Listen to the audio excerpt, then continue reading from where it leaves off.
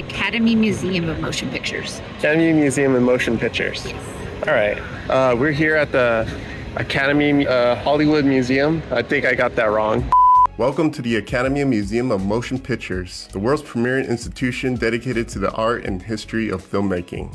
With a collection of over 13 million objects, the museum takes you on a journey through the magic of cinema, from its earliest days to the present. Here's their place, here's the screening, public screenings. They have Academy Museum store. So that was level 1. That's level 1. That's where we are right now. This is level 1? Yeah. Okay.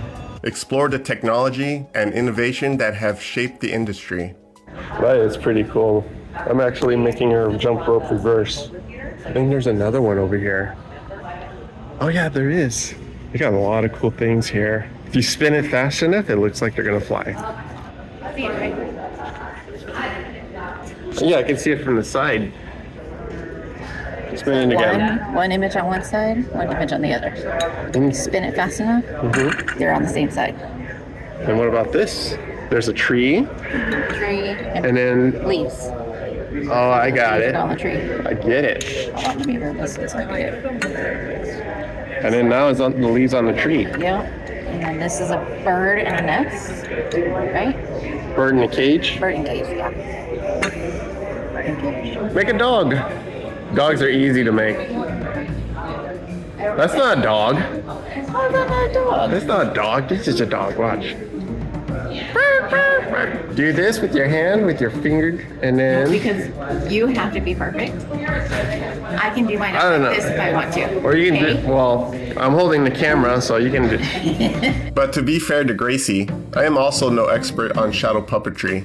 I can only make a form of a dog and a bunny. That's the best thing I can do. This is just me inside the human person. You're so funny. Don't look in the light. I think I got blinded a little bit. I can see spots in my eyes now after looking at the light. From the bottom floor, we made our way back to the first level to check out the Spielberg Family Gallery. And this shows the year right here, 1960s. Let's go to that one right there. I just want to take a video of the chairs. Like, this is the actual room theater where people can come and sit Open hot bay doors. and watch a big screen. I'm afraid I can't do that. After I sat and watched multiple films on the big screen, I was amazed that some of the first films were created back in the late 1800s. So film was produced since the 18th century.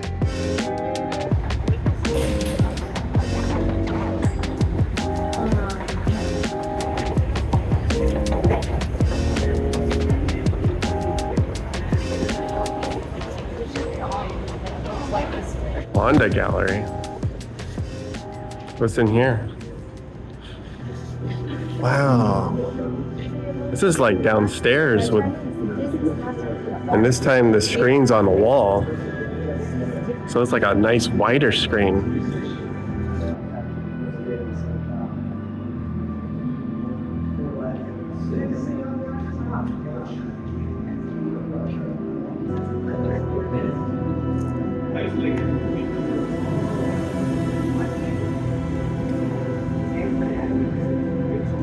This is the components of movie making. And here's are the components.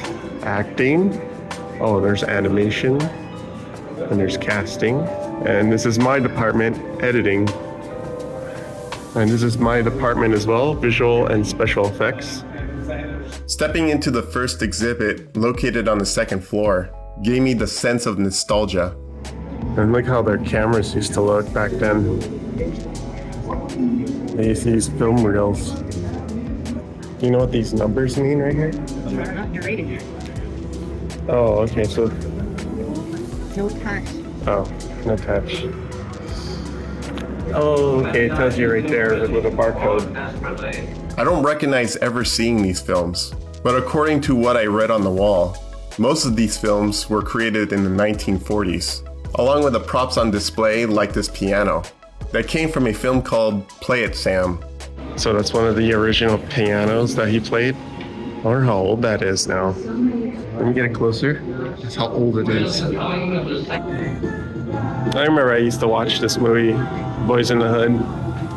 A visit to the section dedicated to Boyz N the Hood. The movie was first released in 1991. Moving deeper, I encounter artifacts from the film, such as original scripts, shooting schedules, and annotated drafts of scenes that highlight director John Singleton. A timeline of the film's production process is laid out visually on one of the walls, accompanied by behind-the-scenes photos of the cast. One of the most striking parts of the exhibit is the neighborhood and violence wall, where inner-city violence and the systemic issues that Singleton aimed to highlight. And these are Oscars. And this Oscar Academy Award of Cinematography, Charles Rosher. This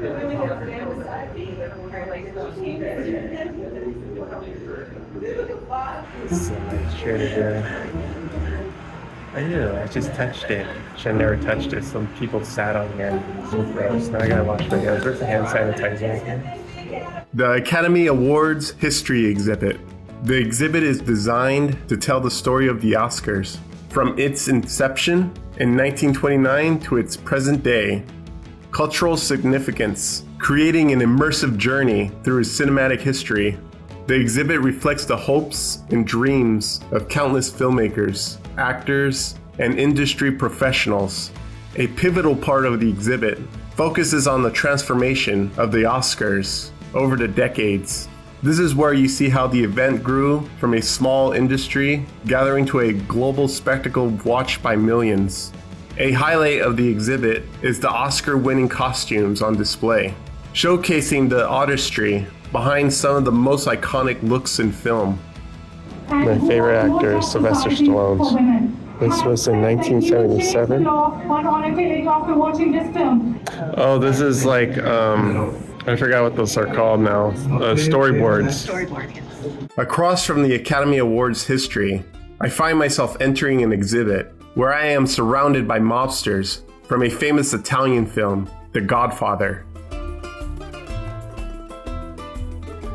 As you step into the Godfather exhibit, you are immediately drawn into the shadowy world of organized crime and family loyalty that defined one of the most iconic films in cinema history. The dim lighting and immersive atmosphere set the tone, evoking the tension and moral complexity of The Godfather from 1972. The first part of the exhibit delves into the making of the film. You learn about the tumultuous journey of how The Godfather was brought to the screen. The next part of the exhibit explores production design and cinematography. One striking section features original props. Hey, can you hear me? Hello? Hello? Oh, okay. Such as the famous horse's head from the unforgettable scene in Jack Wolt's bedroom. Oh, really? Yeah, a taxidermy horse. It was a taxidermy. So like birds, like if you ever see birds in a museum, or if you see this, they get real animals and they take all their guts out and then they stuff it with other stuff. Ah, okay.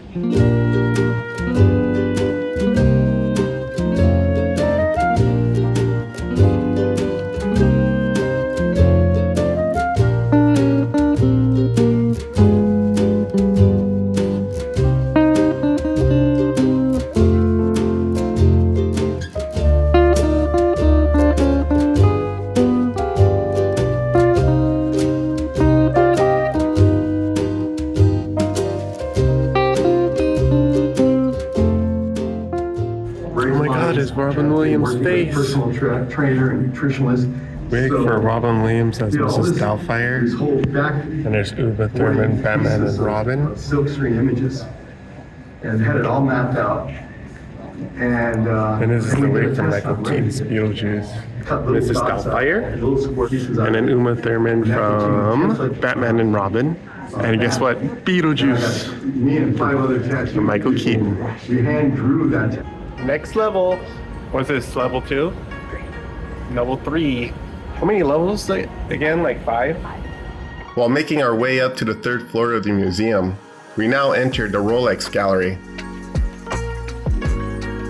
The entrance to the Rolex Gallery is sleek and modern, adorned with a tribute to the Rolex's long-standing connection to cinema and its role in honoring the artistry and precision that define great filmmaking. Large screens display a continuous reel of iconic film moments.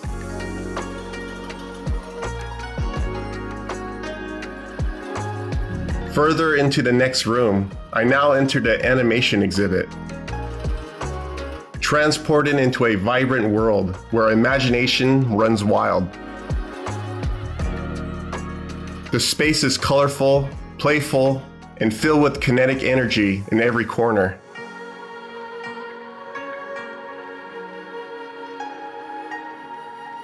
One of the central sections of the exhibit is dedicated to Walt Disney, where you spot many of the classical Disney characters on display.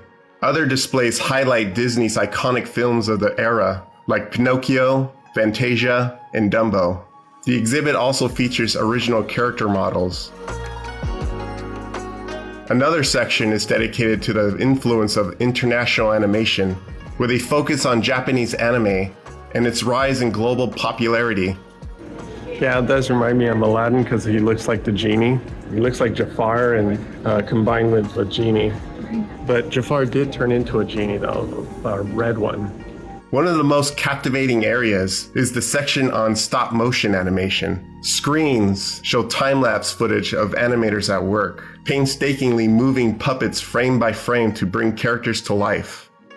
On display are the original puppets, set pieces, and miniature props, allowing you to see the extraordinary attention to detail that goes into creating a stop-motion world.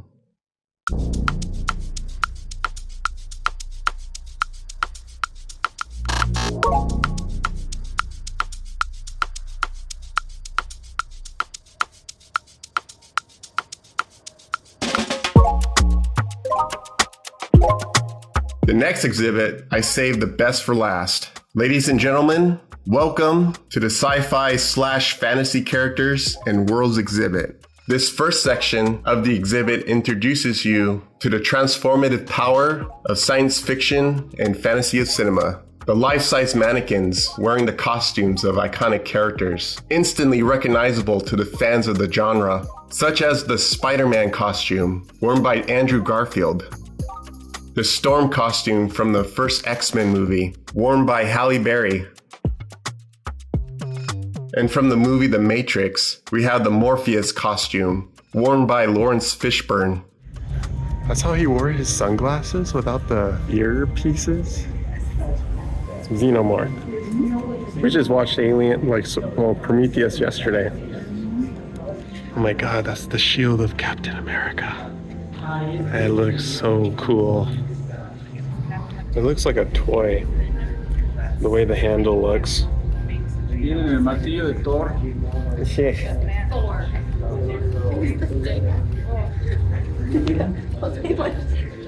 Looks like cosplay type of Iron Man helmet, but it looks so good. It's the Infinity Gauntlet. They don't glow in the dark though. Does it move? I don't think they're actual props. They're just plastic. Poor 3PO. C-3PO. He died and now they displayed him. No, I'm just kidding.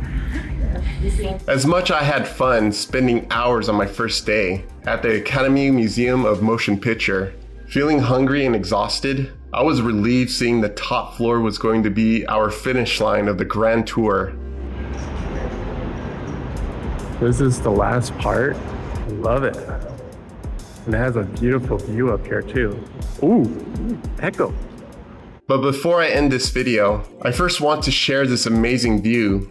Oh yeah, shout out to Gracie for bringing us here for this joyful, awesome adventure of Hollywood Studio Museum. I've never been here before, so thank you so much. This is great. I've never been here before either. This is a great, awesome. You can even see the Hollywood sign and the observatory right there. I can't even see myself pointing, but let me see if I'll turn this camera around. Yeah, and now you can see me pointing at the right area. Hollywood sign, and then I think observatory. I've been there already. And this is a great, awesome view here. I don't know what this area is about. Another art museum. Do they still have 99-cent store here? Oh, it sucks that they closed down. Anyways, this is one of the last levels of this floor. Now we're done. I'm gonna end the video here. I hope I got some good shots of the whole studio Hollywood Museum, and hopefully you guys enjoyed it. So thank you for watching if you made it through this whole video. See you guys next time. Take care. Bye.